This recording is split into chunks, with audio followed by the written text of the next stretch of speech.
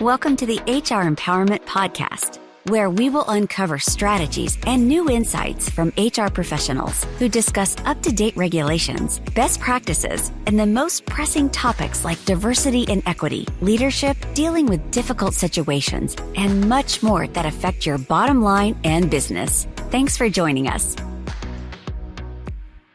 Hey everybody, Wendy Sellers here, the HR lady. I am here today with my co-host JC. Hey Wendy, JC. it is a pleasure to be back. How are you today?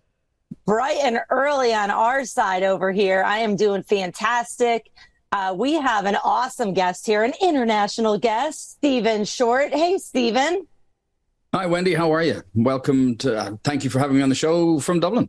Yeah, thank you. You're one of our first international guests. We've had a few others, but we are so excited to talk to you because, you know, over here in the States, which is where JC and I are, I'm in Florida, JC's in New York. You know, we tend to forget that the rest of the world exists. And it's an American thing. And yet the American culture has such a massive impact on everybody else as well. Yeah, it really does. So I was so excited when you and I connected so that I can get an international perspective on what we're going to talk about today, which is a really big, meaty topic. But generally speaking, you know, unlocking employee engagement, retention through effective leadership development. And that's so blah and big. Really want to zone in on what you do as an entrepreneur, a keynote speaker, and an expert in succession planning, which boy, oh boy, does so many companies need help with that. They're like, succession what?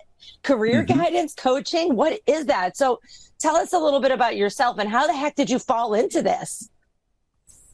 So I've actually grown, I didn't fall into it, I've grown up in it. So this business was a family business, which I bought out and I've been running now for a couple of years.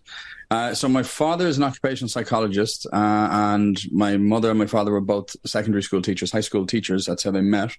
And they started this business, which was a mixture of career guidance for individuals. So we'd use personality profiles and assessments to help people find the right career for them.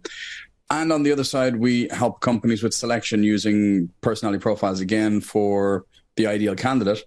But we also are the distributors for a large number of assessments and support materials for HR managers, for into companies for looking to develop their teams, and into schools and people with special needs.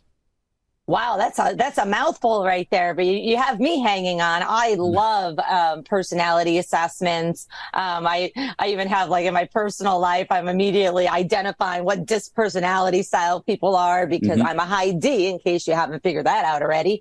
And so D for dominant, not the other D. And you know, I have to tone myself down a lot because I know I'm a lot for most people. So, you know, when I meet just strangers, I'm immediately going, okay, which way do you go, Wendy, so that you don't scare somebody off? Yeah. What personality assessments do you use?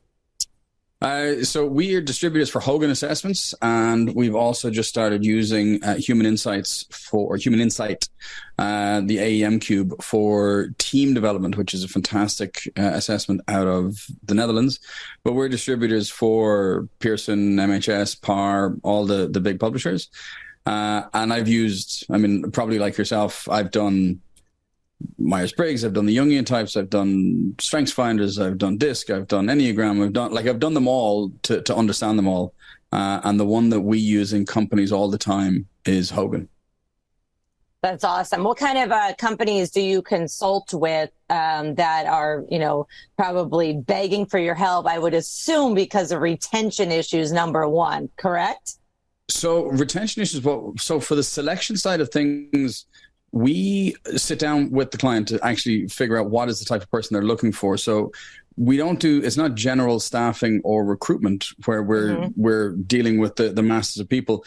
It's when the companies get down, when they're at C-suite and above, really when they're getting down to 3 or 4 candidates and they just want to get the nuance of the difference, and they can really make sure that they're hiring the right person, because we know, depending on which report you read, hiring the wrong person can be anywhere from 5 to 20 times that person's salary as an impact in terms of all of that stuff. So we help them with another really important piece, because anybody can do well in an interview. We actually do interview skills training with people as well. So anybody can do well in an interview, but your personality is fundamental, and getting an understanding of that person's personality and how they're, it's like Hogan does this. It's almost like a fake 360. It's how you're likely to be seen. So it's your reputation, not your identity. Most of the assessments are about how you see yourself. Hogan is about how other people are likely to see you. So it gives you a much deeper insight into how you're likely to show up at work day to day, and what your derailers are, how you're likely to behave under pressure. Yeah, absolutely.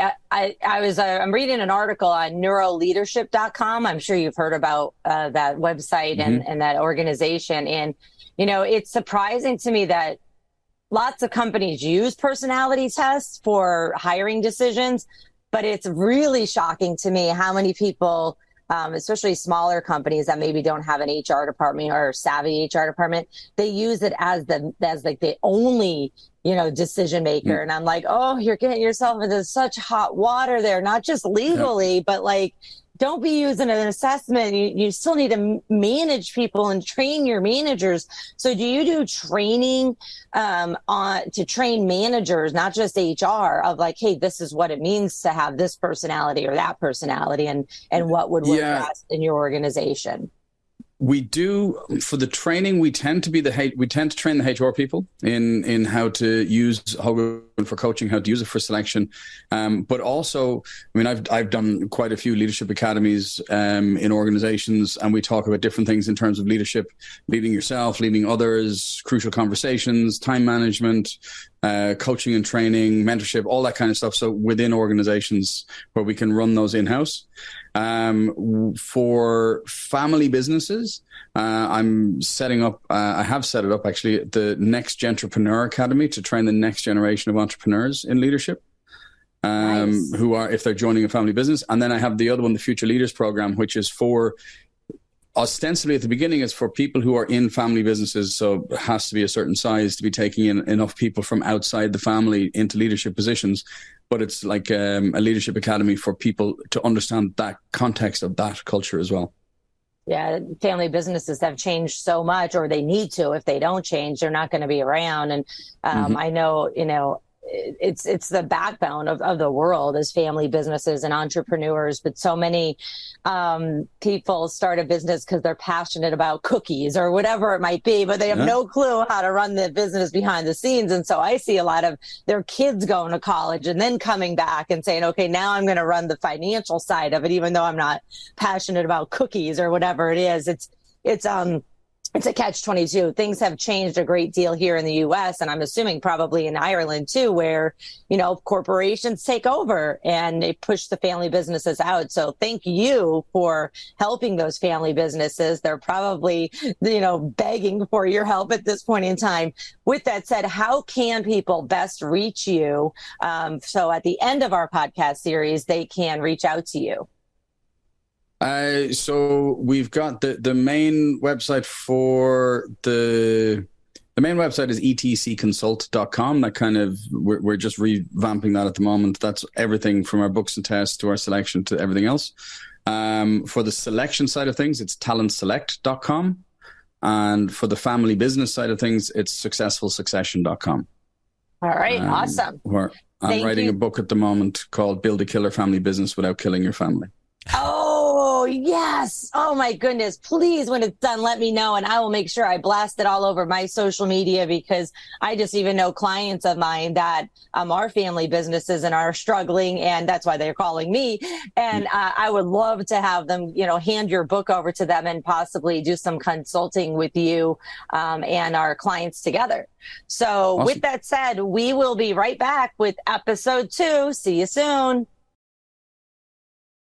Thank you for joining the HR Empowerment Podcast, brought to you by Aurora Training Advantage. We hope you've gained new insight and strategies to navigate the HR profession. We look forward to you joining us again on the HR Empowerment Podcast.